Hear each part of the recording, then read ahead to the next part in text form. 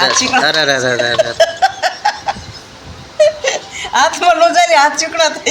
વાત તમે આનું તો અથાણું થતા મેં સાંભળ્યું છે, પણ આનું શાક પણ થાય? અથાણાના નથી, આ શાકના છે. ગુંદા. સ્વાગત છે ફરીવાર એક મારા નવા રેસીપીનો વિડીયોમાં. તો આજે આપણે નવી રેસીપી લઈને આવ્યા છે. કેમ નવી છે ખબર છે? મેં જ્યારની ચેનલ ચાલુ કરીને ત્યારની રેસીપી આપણે લઈને આવ્યા જ નથી, બરોબર છે? તો આજે એવી રેસીપી લઈને આવ્યા છીએ. તમે જો બન્યા રહેજો એટલી કે મારા તમે જોઈ શકો છો બાપુજી લઈ આવ્યા છે કે કોકની વાડીએથી બૂચ મારી આવ્યા. શું છે આ બધું? આ ગુંદા હે, દેશી ગુંદા ઝાડવાના ગુંદામાંથી ઉતાર્યા. અને ગુંદા કહેવાય. હા, આનું શાક બને. આનું શાક કરવાનું, બાફી નાખવાના, પછી વઘારવાના. તમે શાક ખાવું તો આવી જજો. તો મિત્રો આનું તો અથાણું થતા મેં સાંભળ્યું છે, પણ આનું શાક પણ થાય? અથાણાના નથી, આ શાકના છે. મોટા ગુંદા આવે ને, આવડા મોટા, એ અથાણાના. આનું શાક થાય. આ ગુંદા કહેવાય, નાના ગુંદા. એટલે આને પેલા બીટી નાખવાના એમાં લુરખામાંથી. હા, જો આવા બીટવાના. તો મિત્રો આવી રીતે જો તોડી લેવાના. અને ઠળિયા હોય એનું શું થાય પછી? કાઢી નાખવાના ઠળિયા નગર. આને કેવી રીતે પ્રોસેસ નાખીને આ શીકણા હોય ને, આમાં સાઈસ નાખીને બાફીને તો શીકાઈશ બધી વહી જાય. તો કાસા ગુંદાનું શાક થાય. મેં બફાય છે ને એટલે પાકી જાય છે. એવું હોય તો આને સાઈસમાં નાખીને બાફવાના. તો મિત્રો તમે જોઈ શકો છો, બાએ લઈ લીધા છે ગુંદા અને બાપુજી લઈ આવ્યા છે ગુંદા. અને આનું શાક આજ બનાવવાનું છે. એટલે મને તો માનમાં આવતું નથી. મને માનવામાં નથી આવતું કે શાક આનું બન. તો મિત્રો જો ગામડામાં બનતી રેસીપી તમે ક્યારેય આવી નહીં જોઈ હોય એવી રેસીપી બનાવવાના છે. અને આવું શાક ક્યારેય તેમ નહીં ખાતું હોય. મેં તો નથી ખાધું. તમે ખાધું હોય કોઈ? અમે સાંજે જ બનાવ્યું હતું, પણ વિડીયો નહોતો ઉતાર્યો. તો મિત્રો આ શાક રહ્યું ને કે સાંજે બનાવ્યું. તો હું ગયો તો સાંજે બેંગ્લોર, એટલે હે ને આવ્યો છું રાત્રે, એટલે મેં ખાધું નથી.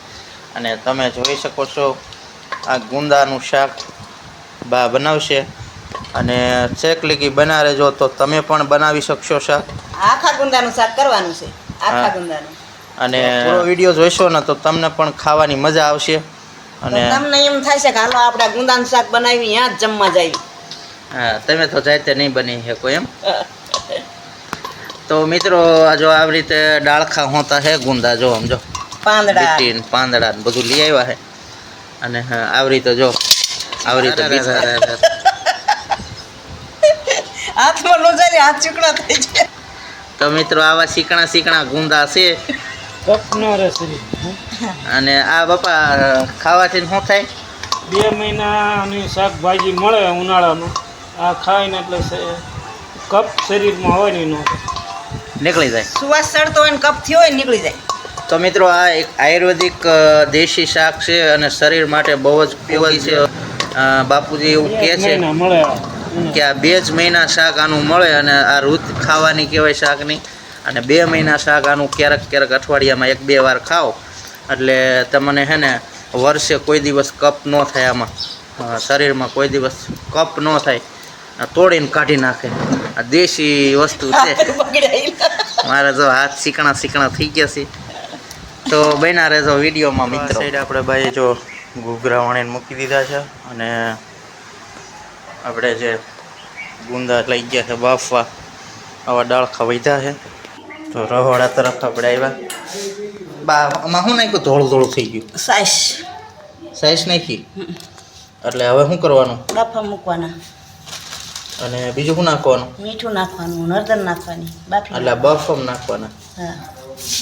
તો મિત્રો જો સાઈસ નાખી છે. અને પાણી નાખ્યું બા? પાણી નાખ્યું 2 લોટા પાણી અને સાઈસ, મીઠું અને હળદર. હવે બાફા મૂકી દેવાના. પછી બફાઈ જાય છે એમ. તો મિત્રો તમે જોઈ શકો છો આજે નવીન પ્રકારનું શાક બાફવા મૂકી દીધા છે. ગુંદા બફાઈ જશે. આમ ઢાંકવાનું. શું લેવા દઉં દી. તો મિત્રો બના રહેજો અમારા મિત્રો. તમે જોઈ શકો છો ગુંદા બાફી નાખ્યા છે. અને જો આ ઠળિયા કાઢે છે બા. આમ ઠળિયા કાઢવાના હોય તો ચીકાશ નહીં રહેતી હોય? ના, ચીકાશ ન રહે. જો આવી રીતે ઠળિયા કાઢવાના મિત્રો. આ ઠળિયા નીકળી ગયા. આ ગુંદો જો આ બધા બફાઈ ગયા છે.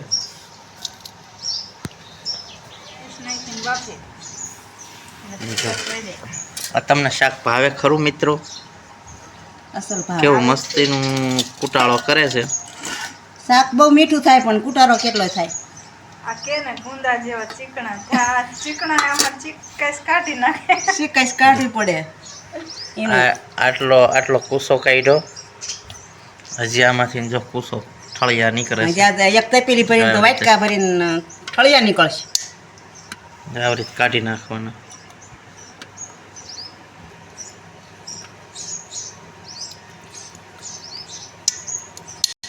જો મિત્રો આવી રીતે ઠળિયા કાઢે છે. એવી રીતે આ બધાય તપેલો આખો ભર્યો હોય ને એ બધા ઠળિયા કાઢવાના છે. ગુંદાનું બી બધા એમ જોવો તમે. આ બી કહેવાય. એ ઉગે નહીં કઈ હવે ન ઉગે, બફાઈ ગયા હોય. તમે જોઈ શકો છો. તો આ શાક કેવું બનવાનું હાથ ને બા? મસ્તનું બનશે. પરસેવો વાળ દીધો જો. તો મિત્રો જો શાક ખાવા માટે આ બધા મહેનત કરે છે. ઔષધિ છે એટલે ઔષધિ શરીર માટે મિત્રો કેટલું આ ખૂબ જ ઉપયોગી છે. 2 મહિના પૈસા દ્યો તો પછી આ ન મળે. 12 મહિના 2 મહિના બાપુએ ઊંધું કર્યું. આમાં ઠળિયો નાખ્યો ને આમાં ગુંદો નાખ્યો. આમાં ગુંદો નાખી દીધો, ઓલામાં ઠળિયો નાખ્યો. શાક ખાય ત્યારે આવે નહીં. હા મિત્રો, જો આ કે 2 મહિના સુધી જ મળે, પછી ગમે એટલા પૈસા આપો ને પછી આ શાક ન મળે. ચોમાસામાં વાયસેટી 2 મહિના, 3 મહિના, 8 મહિના મળે. આપણે વાસેટીની ભાજી કરશું, પાછો ઠળિયામાં નાખી દીધો છે. પાછો ગુંદો નાખ્યો. જો પાછો બીજો ઠળિયો નાખ્યો. એટલે આવું થાય છે. 3 વસ્તુ રાખવાની. જો ઠળિયા કાઢવાના, આમાં લેવાનું, ઓલામાં નાખવાના, એટલે ભૂલાઈ જાય.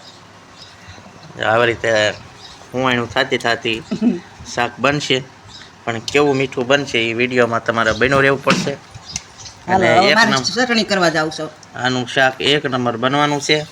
તો મિત્રો બન્યા રહેજો વિડીયોમાં અને સંપૂર્ણ માહિતી મળશે.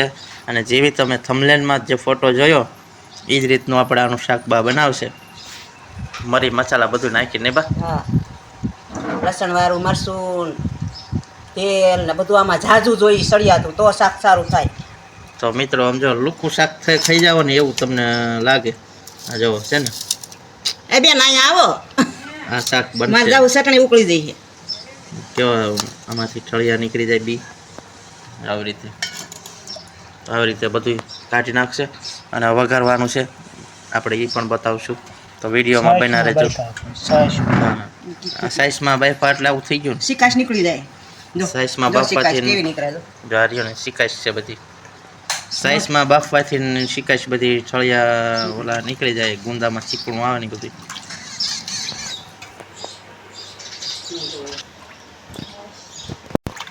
હાથમાં રાખ ગુંદા. ફાઇનલી મિત્રો જો વઘારવાની તૈયારી છે ને બા જો ફટાફટ જાય છે ને મોડું થઈ ગયું છે. જો આવી રીતે લઈ લીધા છે ગુંદા, આખો થાળો ભરાણે પચી ગયા છે. અને તમે જોઈ શકો છો લોટ પણ ઘઉંનો બાંધી નાખ્યો છે. ચાલુ કરીએ અને ગુંદા લઈ લીધા છે, જોઈ શકો છો.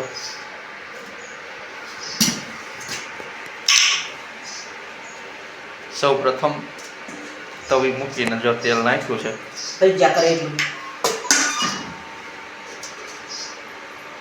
તેલ આટલું નાખવાનું. મસાલો બધો છે આમાં.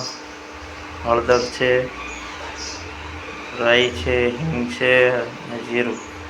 અને ખાયણીમાં જો ખાંડેલું મરચું છે, લસણવાળું. આ બાજુ તેલ ગરમ થવા મૂક્યું છે. અને આજ આવું શાક બનાવવાનું છે. જોઈ શકો છો કેવું બને છે તમે શાક. આજે આંગળા ચાટીને ખવાઈ જાય છે કે પછી નથી ખવાતા? ભાઈ દેશી પંખો ચાલુ કર્યો.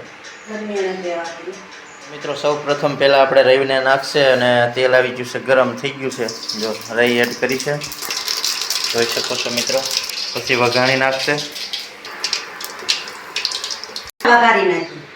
હિંગ બિંગ કઈ ને ઓલું બધું આવી ગયું, જીરું બીરું બધું ડાયરેક્ટ. હવે ગુંદા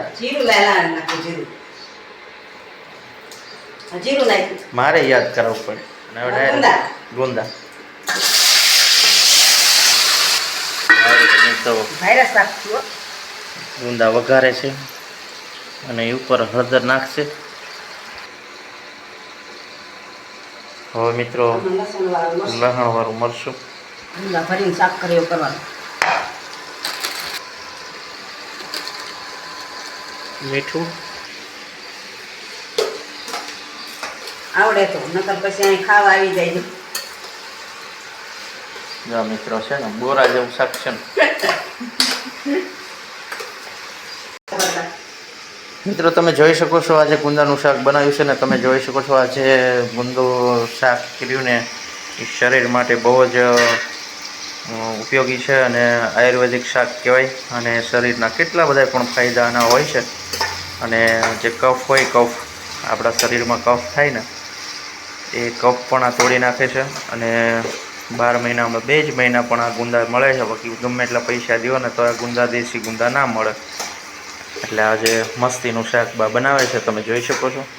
અને તમારે પણ ખાવું હોય તો આવી જજો બાના હાથનું શાક, ગામડાનું દેશી રસોઈ અને બાની રસોઈ ખાવ એટલે બાર આવો નહીં બા. હા આમ જો બાર આવો નહીં, બસમાં બેન આવો. હા બસમાં બેસીને આવો એવું છે. પણ શાક બનશે એક જ નંબર ટેસ્ટી નહીં બા. શાક એક નંબર બને જ છે ને. ખાવાનું હોય થોડું નાખી દેવાનું. હવે દેખાડાનું ખાલી નથી, ખાવાનું જ છે. અને આમાં બા ઘઉંના રોટલા કરવાના. હા.